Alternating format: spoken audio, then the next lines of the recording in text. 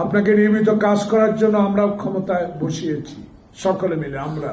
আপনার কাছে তো অনেক আশা, সে আশা চূর্ণ বিচূর্ণ করে দিচ্ছে কারা, তাদেরকে খুঁজে বের করতে হবে।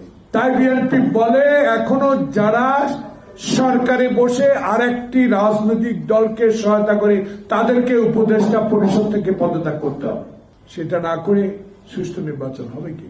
সারা বাংলাদেশে আওয়ামী প্রেতাত্মারা সোচ্চার, এদের বিরুদ্ধে রুখে দাঁড়াতে হবে। যাকে আমি শুকরিয়া আল্লাহ দরবারে গতকালকে হাসিনার বিচার কার্য শুরু হয়েছে, আমি খুশি।